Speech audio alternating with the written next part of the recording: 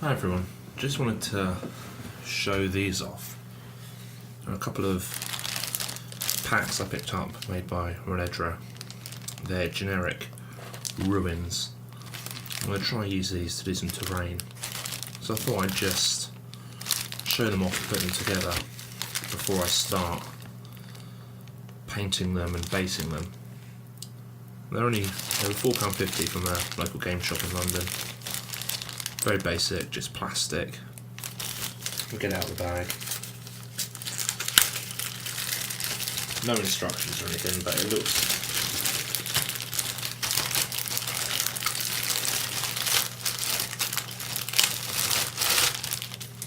each part's got a base that you can stick the stuff onto.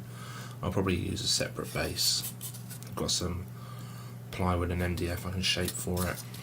And then it's two halves, so it looks like each one fits together to make one piece of ruin. Be nice. I'm hoping to do some ruins, sort of like Gothic medieval stuff that would fit in perhaps for a Lord of the Rings, maybe Osgiliath board as well. So I'll put these together and come back and show you how they're looking. Overall, the detail's nice. The detail will come out well with dry brushing and a couple of washes. So I'll see how they go together. So here they are assembled. They don't make a massive amount of terrain, but for less than a fiver, they're not bad. They sit on the base, but as I said, I probably won't bother using that. A little bit of mould lines going down the edge. Could fill it, or could just leave it off. Some of them are a bit more pronounced along this edge here.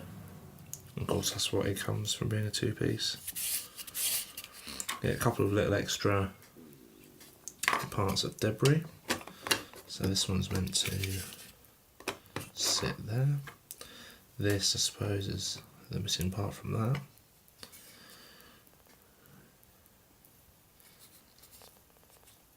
Yeah, they are very nice. They're just a little bit extra to go on the table. Oh, I don't know whether I'll do these in sort of like maybe on a board this sort of a piece this sort of size and set them out opposite each other. I don't know what the scale's like. Oh, yeah, so there's a scale. That's 28mm. Games Workshop Lord of the Rings High Elf. Definitely large enough to be a doorway. So you could set it up. Should look a little bit like, I don't know, or even put them up next to each other to make a longer ruin. I may do it this way and buy a couple more of these just to make it fit in a bit more. Maybe if I need to hack them up a little bit. Yeah, I'll come back to this once I've started painting them and based them. Thanks. So almost a month and a half later, here is the finished article. I've based it on a small bit of hardboard that I cut using a hand hacksaw, which took a lot of effort. Put down some polyfiller and gritted it, dry brushed it, painted everything first, so it took a spray of black spray paint as well, just to make sure that the basing material, so the grit, was fully stuck down. This has probably been sprayed with watered PVA about 5 or 6 times now. It can be used with or without trees. These are just some cheap trees I got years and years ago from a hobby store. I've just added a bit of flock to them to try and make them look a bit fuller, which has worked very nicely. They come with small plastic bases that I have mounted onto the board itself and been very careful to avoid filling the holes, so these should just twist in. It's not perfect, but let's take that one off. It's a bit much sometimes with the trees. So this was 2 sets. The first set is this archway here. The second set is this segment of wall with what looks like a broken window. Both I think cost £4.50. I got them from Dark Sphere in London. I think they sell for £5 online, so 50p is neither here nor there really.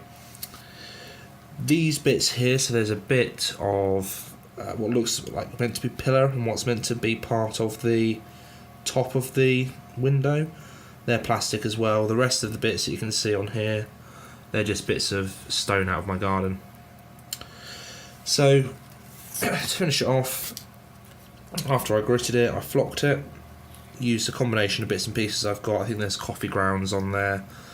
I think one of the things that I've been using is tea bags, a little bit of clump foliage, particularly like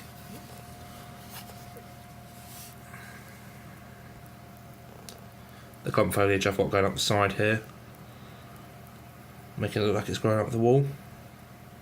But I've tried again to make sure that this can be played on, and there's passage through the middle. Where's my little dude gone? It's easily playable right up to most of the edges if you really need to, just to try and make sure that it's not cutting out a big chunk of the table, because it is on a square base, which is far too regular to be natural. So yeah, I mean, these were so good that I have actually, for the price, £4.50, I've bought another 2 sets. So I got another set of the window. This time I've decided to glue the missing bit on the top to try and make it look a little bit different. And this is just a generic bit of wall, I think. From the looks of it, it's not window like that. But these will go on a similar thing. Might not put them on a square base, might put them on oval bases themselves, or even a square base with just one piece on each. Maybe across the middle of the board just to break up the terrain. But they're not bad at all really for plastic mouldings. The dry brushing took very well, and you can see a bit of the mould line, but that's just where I was rushing too much. As you can see, it's plenty of detail on there. In fact, this pillar is probably one of my favourite bits, apart from the mould line.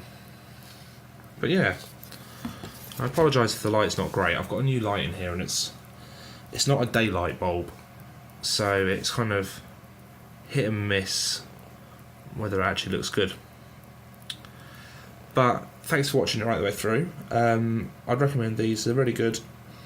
They've actually saved me the effort of having to get hold of pink foam or blue foam and trying to carve it myself. So for the price, they're really good. Thanks for watching. Bye.